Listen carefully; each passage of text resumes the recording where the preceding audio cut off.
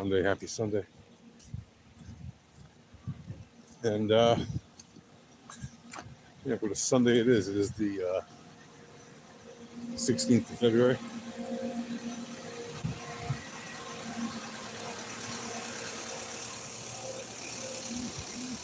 (2025), and coming to you live from northern Israel.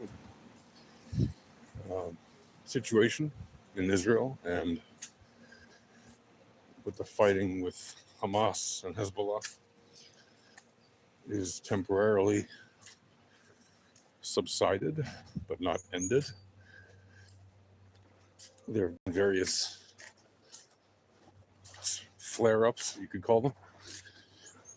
More than a flare-up, but there have been various incidents since the agreement of ceasefires in both of the cases of Israel with the fighting in Gaza and between Israel and Hezbollah in Lebanon.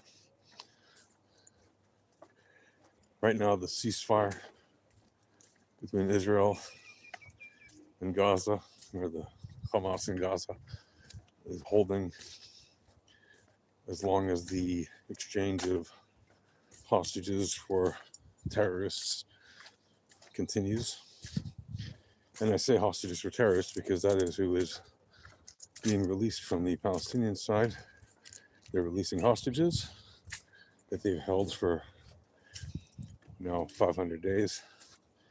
And Israel is releasing terrorists and other criminals that have been convicted and held in Israeli prisons. And they are criminals, at the very least, if not far worse. The number of them that were released in the past hours were convicted of murdering multiple people in acts of terrorism. And they were sentenced to life sentences, in some cases multiple life sentences. And those are the people that Israel is releasing in exchange for 3 hostages. And there are still dozens more hostages alive and dead being held by Hamas and its ilk in Gaza. And if the remainder of the first phase of this exchange deal is completed, then hopefully the next phase will continue to bring the remainder home, and hopefully that will be all of them. I'm not sure if there's going to be a third phase or not, or if they all get to come home during the second phase. I guess time will tell, and negotiations will tell, and actions will tell. It's all really quite ridiculous, to be honest, because really there's no reason that Hamas and its ilk cannot do everything in their power to release as many of them or all of them at once. Certainly they should be able to release all the living ones, because in theory they should know where the living ones are. Arguably, if they don't know where some of the dead ones are, well, they can let the Israeli army come in and find them. But of course Hamas doesn't want to give up the last of its hostages that it's holding, because it knows that as long as it has any of them, that they remain bargaining chips, even if they're just dead bodies, because Israel will do whatever it can, even to bring back dead bodies, get them out of Gaza, because there's a high likelihood that the Hamas or whoever was holding any hostages that died probably desecrated their bodies and or did not bury them properly in accordance with Jewish law. And so Israel does whatever it can to recover every last bit of every person, even in areas that are hostile. I know it's a kind of a grim topic, but it is one of the realities of war, and certainly here in Israel, where we have, unfortunately, way too much experience with recovering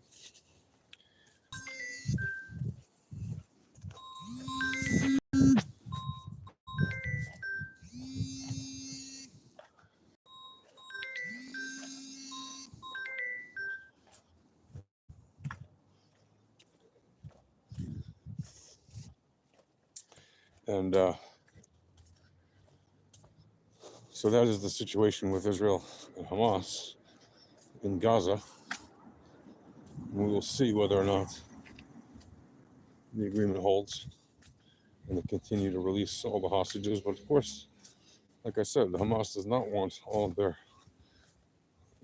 bargaining chips to be released, because if they do release all of them, well, then what is stopping Israel from just going full force ahead and just wiping out Hamas, which is ultimately its military aim, even though technically the aim is to reduce Hamas's capability and remove its ability to attack Israel ever again in that capacity that it did on October 7th, and to make sure they can't fire rockets at Israel indiscriminately and constantly for decades on end, and of course to remove Hamas from power. Those are the military objectives, apart from getting all of the hostages home from Israel's point of view. So what would stop Israel from just deploying its massive force, relative force, relatively massive compared to Hamas, if Hamas gives up all of its bargaining chips? And the answer is really nothing. And the Hamas obviously knows this, and they are scared because they know that once they give up all of their hostages, the IDF is coming for them. And that frightens them because they know their time is limited on this earth. And as much as they brag about wanting to die, etc., they obviously don't really want to die. Because if they did, why are any of them still alive? If your goal is to be dead, how many days in a row, how many weeks, months, and years, and decades in a row do you need to follow that goal? Until you understand that your goal was never what you said it was. Just like their goal is not to live side by side in peace next to Israel. Their goal is just to kill all Jews and everybody else who is in Israel, and then all Jews around the rest of the world. And then everyone else who wasn't a Muslim and their particular brand of it. Because yes, they'll kill other Muslims too if those Muslims don't convert to their particular view. Right? Sunnis and Shias do not agree on forms of Islam. And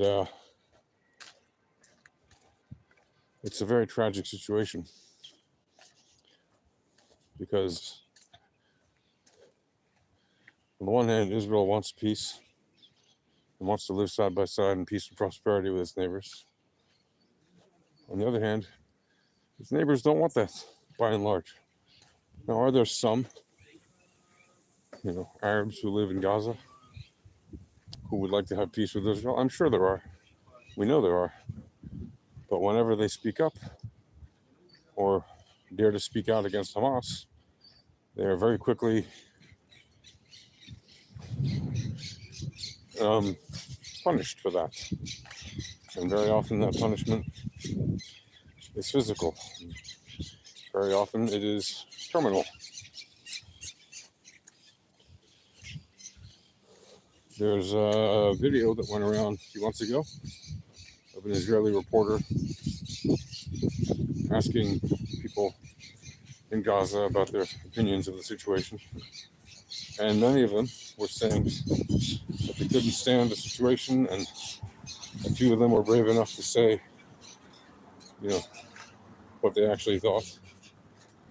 And even went so far as to criticize the Hamas for doing what they did on October 7th, and they even went so far as to compliment the IDF for its treatment of Palestinians, saying that they were actually more helpful in terms of taking care of the humanitarian needs of the Palestinian people in Gaza than the Hamas was. That the IDF was literally feeding and giving water to and medical aid to the Palestinians of Gaza,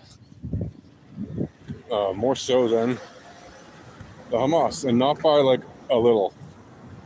Like basically the Hamas is not feeding or giving water or humanitarian services to its own people because it wants more people to die.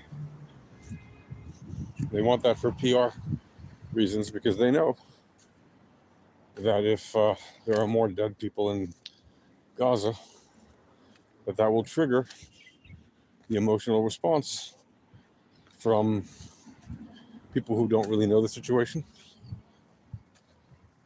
who are historically ignorant of the facts on the ground, who don't actually know what's real, who are misled by propaganda that's made by the Hamas Ministry of Propaganda. And so,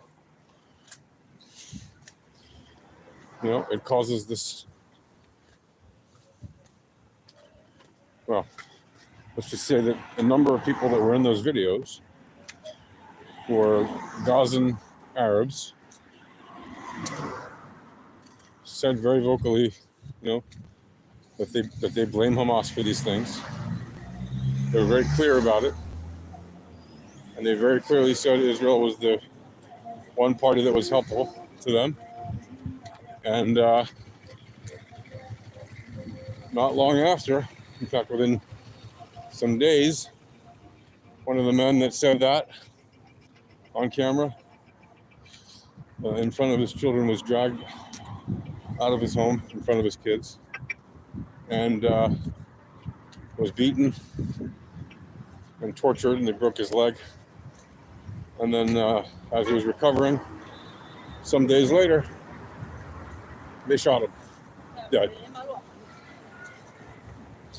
And this has happened to a number of people. There was even one woman who was brave enough to say, when she made those comments, she said, that she should already be considered a martyr because she knew that just by saying those things, she was giving up her life just by criticizing the Hamas. She said that I'm already dead, I'm already a martyr because I'm saying these things. But she said them anyway, defiantly, because she knew that this was the truth. And she couldn't hold it back. She saw the terrible things that their leadership had done and decided to speak out against it.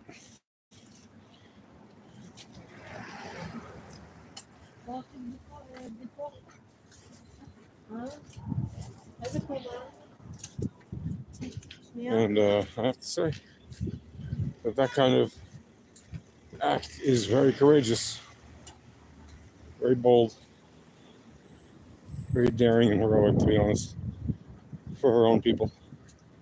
And I hope she's actually okay. But there's a very good chance that she's not. Because first of all, she's a woman.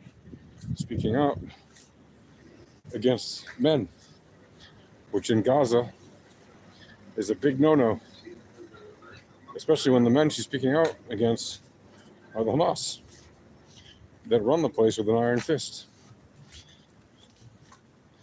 They're a massively oppressive regime, incredibly misogynistic, outright racist. You know, they literally call black people slaves to this day, even though it's illegal in this region of the world. And blacks are not actually slaves in Gaza, but the way they're treated, effectively, they are treated like second-class citizens at best. And there's a neighborhood in Gaza, like in Gaza City, where the black residents live, or lived anyway until this war. And that neighborhood, for centuries, essentially, since a few centuries anyway, since the Arabs began colonizing, and when they colonized Gaza, they brought slaves with them from Africa, and they made them live in a city ghetto.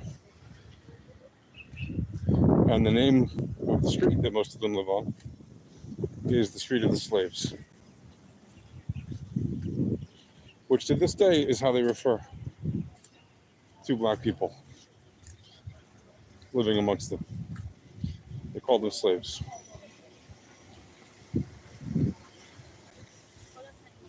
So that's the kind of situation that is prevalent in Gaza, unfortunate as it may be. And that's the kind of social system that is really ruining the lives of a couple million people.